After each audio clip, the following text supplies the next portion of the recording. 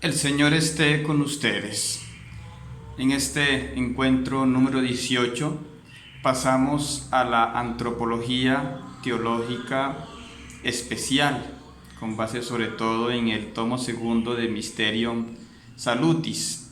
Aquí vamos a abordar unos temas que se parecen un poco a la teología moral, porque tienen que ver con el pecado. Vamos a hablar de el pecado venial, pecado mortal, de la gracia original, del estado original, de las consecuencias del pecado, del castigo, en fin, de cómo nos afecta el amor, de la inclinación. Nos va a hablar también de la justificación o santificación y la gracia. Y eso lo hacemos, por supuesto, basados en lo que Cristo ha revelado a su iglesia. Entonces experimentamos a diario esa sensación a veces de que no podemos con el pecado. Esto lo vemos cuando una persona está sufriendo y dice, pero yo intento cambiar, yo con sinceridad quiero hacer. Sí, las personas a veces experimentamos, como se dice, 5 grandes momentos, ¿no?, que nos pueden marcar para bien o para mal. Por ejemplo, una enfermedad grave puede hacer que yo reflexione, o al contrario, que me endurezcan. Una enfermedad, por ejemplo, terminal, o una pandemia como esta del COVID-19. Una segunda actitud puede ser la de una separación, un divorcio. Puede hacer que una persona o busque algo mejor en su vida, cambiar, o que esta persona se vuelva soberbia y dice, voy a engañar porque a mí me han engañado. Otra tercera situación difícil, la cárcel. Puede hacer que una persona cambie porque de pronto estaba en un mal camino, o puede hacer que esa persona diga, pues yo soy así, este es mi mundo. Sí, también sabemos que hay gente inocente en la cárcel que igual puede decidir hacer el bien allá adentro y esperando salir con la gracia de Dios. O puede decir, la vida es injusta, el mundo es malo, yo entonces voy a devolver mal por mal. Otra cuarta situación puede ser, por ejemplo, el desempleo, estar con una deuda terrible y la persona puede tomar malas decisiones. Y hay un quinto aspecto que es muy personal. Hay personas que se sienten fracasadas por cualquier situación, por no poder estudiar, por no realizar algo que les gustaba y caen en un mal camino, ¿no? Entonces los seres humanos estamos expuestos al pecado en distintas situaciones y podemos hasta justificar el pecado. Me hicieron, me dijeron, me dañaron. Entonces son situaciones que llamamos límites. Pero aquí tiene que entrar lo que llamamos lo sobrenatural. Recordemos que hay una historia de la salvación en nuestra fe cristiana y recordemos que somos templo del Espíritu Santo. Todo esto que Cristo nos ha revelado. Entonces, la teología cristiana habla de lo sobrenatural, entendiendo que no es aquello que nos impide ser humanos, sino que nos ayuda, es la ayuda de Dios. Esto lo entendió muy bien Scoto Eriúgena y Tomás de Aquino, que hablan, en fin, de que necesitamos, por ejemplo, los sacramentos. Los católicos esto lo tenemos muy presente, ¿no? Son esas gracias que el Señor nos da.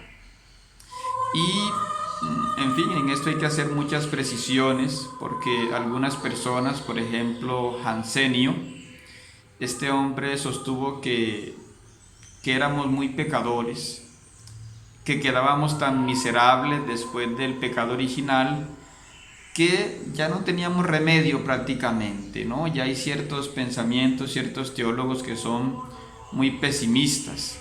Y cuando una persona es pesimista no se abre a la conversión. Entonces la fe cristiana tiene que ser optimista, tiene que ser abierta a que el Señor nos ayude, ¿no? Es lo que nos dice George Mushale en el documento Creación y Alianza como problemas de la naturaleza y gracia. Hablamos también de que hay unos dones preternaturales. ¿Qué significa esto? que en nuestros orígenes nuestros padres tenían unas cualidades que el Señor les había dado, ¿no? Les dio esa posibilidad de aceptar o rechazar el paraíso, ¿sí? Lo que pasa es que nosotros, aunque si hubiésemos sido nosotros, también hubiésemos fallado, porque el ser humano tiene esa libertad de escoger entre el bien y el mal. Y entonces los autores hablan de unos dones como es la integridad en la sujeción de las potencias inferiores, la ausencia perfecta de impulsos sensibles, en fin, la advertencia sobre la muerte, en fin, todo eso que nuestros primeros padres tuvieron, sí, pero que decidieron apartarse de allí, ¿no? Y los seres humanos ya nacemos también con esa situación que llamamos el pecado original, que más adelante explicaremos porque es un concepto que rechazan pues, los protestantes, ¿sí? Que los ortodoxos no lo comprenden bien, pero que nuestra experiencia basada en el Génesis, en Isaías 38, en el Salmo 6, en Romanos 5, nos explica muy bien, ¿no? Como dice Fainer en su documento el estado virginal, ¿no? Y aquí pasamos a la experiencia que vemos. No todos los pecados son iguales, es decir, hay pecados que son veniales, que son leves, y otros pecados que son mortales, que son graves, ¿no? Los seres humanos experimentamos eso que llamamos el cargo de conciencia. Sí, es que esto me parece muy mal, esto estuvo muy grave. Los profetas en Israel fueron los que más advirtieron sobre la gravedad del pecado, ¿no? Como se ve en Isaías. Y Mateo 23 ya habla de un pecado que provoca la muerte, por eso se habla de pecados leves y pecados mortales, ¿no? Juan 1:29 nos dice que la encarnación de Jesús es la que hace más patente el pecado, ¿no? Siempre que hablamos de pecado tenemos que mirar cómo Cristo enfrentó este tema, ¿sí? Para poderlo leer desde Cristo, porque no es fácil, sobre todo hoy que la gente niega hablar de pecados, dice, no, es un error, somos humanos, no, el pecado existe tristemente, ¿no? Y el Nuevo Testamento incluso nos habla de un pecado contra el Espíritu Santo, que es ese rechazo escandaloso al amor de Dios, una apostasía, renegar de la fe, es un pecado mortal que es el único del que se dice que no tiene pecado. Los pecados mortales, si uno no se arrepiente, pues también son pecados que no se perdonan porque yo no he aceptado, yo no he reconocido que necesito cambiar ese pecado ni he pedido perdón, ¿no? Entonces, el Señor nos enseña que tenemos unas virtudes que podemos acoger, ¿no? Las virtudes de la fe, la esperanza y el amor.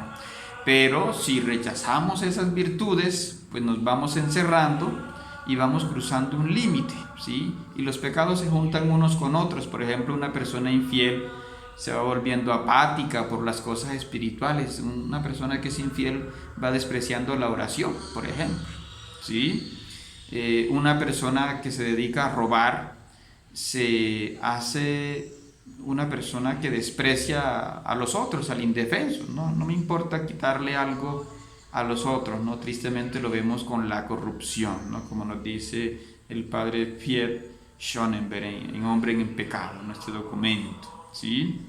El pecado venial es como el polvo que a diario se va acumulando, ¿no? Como ese polvo que cae sobre las hojas y las va cubriendo y, en fin, hace daño, ¿no? Y los seres humanos a veces dejamos que el pecado avance y no nos decidimos a enfrentarlo porque de pronto es una mentirita, de pronto fue una miradita, de pronto fue un mal pensamiento leve. Entonces tenemos que limpiarnos cada día, así como nos bañamos físicamente, pues deberíamos también limpiarnos espiritualmente, ¿no? Ya aquí entra el sacramento entonces de la reconciliación o confesión, que ha sido un sacramento que ha ido evolucionando, ¿no? Porque antes se hacía una sola vez en la vida, ¿no? Como se hacía en época de San Agustín, ¿sí? y allí en ese tiempo se hablaba de 3 pecados sumamente graves o mortales, como eran la apostasía, el asesinato y el adulterio, ¿sí? Ya en la escolástica, los padres que más estudiaron este tema, hablaron de que el pecado venial puede perdonarse con una penitencia privada, oración, ayunos, obras de misericordia, como pedimos perdón al inicio de una misa, ¿no? Pero cuando hablamos ya de pecado mortal, ya requiere una acción más profunda, requiere incluso la confesión sacramental, porque supone ya un desprecio profundo de la gracia de Dios, ¿no? El pecado no afecta a Dios, nos afecta a nosotros, ¿sí?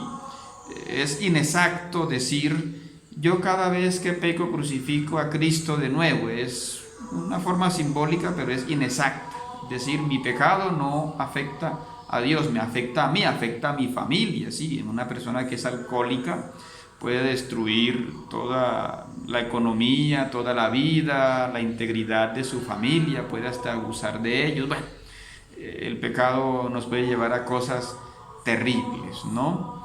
Y tenemos entonces necesidad de la oración, de leer la Biblia, de la gracia de Dios, como digo, de la Eucaristía, del sacramento de la confesión, porque incluso la misma Biblia nos advierte, ¿no?, que el hombre a veces está dispuesto a pecar, ¿sí? Y es lo que vemos cuando Jesús enfrenta las tentaciones, nos enseña a rechazar el mal, pero no nos deja allí. No solamente es algo que nos dice, sino que nos da, como decíamos al inicio, la gracia para enfrentar el pecado que puede quedarse en nuestro corazón.